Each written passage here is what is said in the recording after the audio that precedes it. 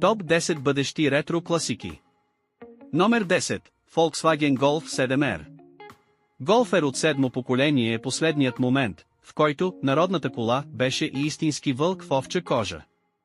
Балансът между практичност и сериозна динамика, формушън задвижване и все още относително чисто усещане за шофиране ще го направят ценен спомен от времето, когато хотхечовете не бяха напълно дигитализирани. Номер 9. Ford Focus RS MK3. Груба, шумна, безкомпромисна. Focus RS MK3 не се опитваше да бъде удобна или изискана, тя искаше да бъде бърза и запомняща се. Агресивният дизайн я превръщат в бъдещ колекционерски автомобил, особено в оригинално състояние. Номер 8. Alfa Romeo Giulia. Giulia е една от последните коли, които доказаха, че емоцията още има място в съвременната автомобилна индустрия.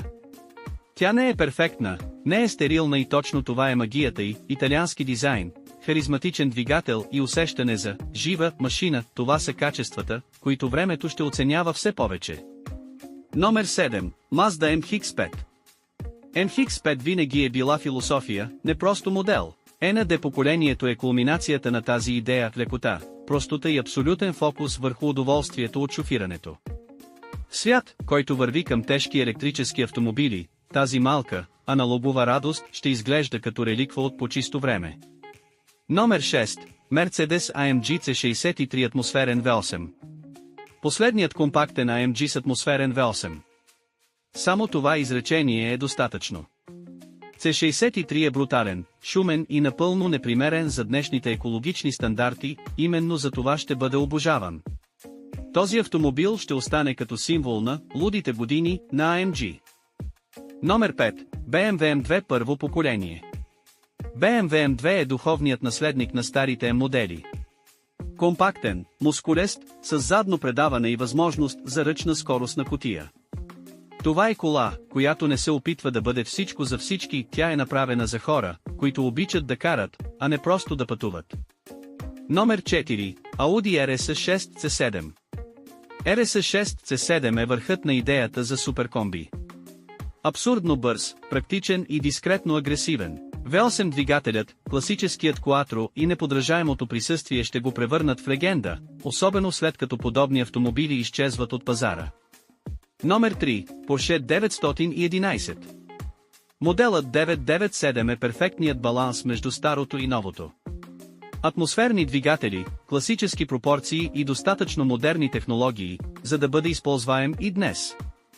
С времето този модел ще се възприема като последния аналогов 911, а това е титла с огромна тежест. Номер 2. Nissan GT-R 35. GT-R 35 промени правилата. Той доказа, че една кола може да бъде и технологичен продукт, и легенда. Фактът, че се произвеждаше с минимални промени повече от десетилетие, само засилва култовия му статус. Това е автомобил, който ще бъде изучаван, не просто колекциониран. Номер 1. BMW M5 E60. Абсолютният връх.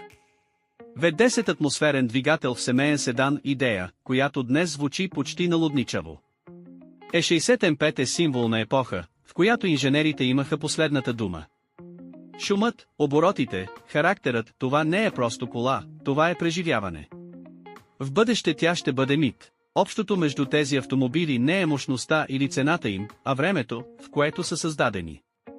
Те са продукт на последните години на аналоговата емоция, преди електрификацията и дигиталния контрол да станат доминиращи. След 20-30 години тези коли няма просто да бъдат стари, те ще бъдат капсули на емоция, напомнящи какво означаваше истинското шофиране.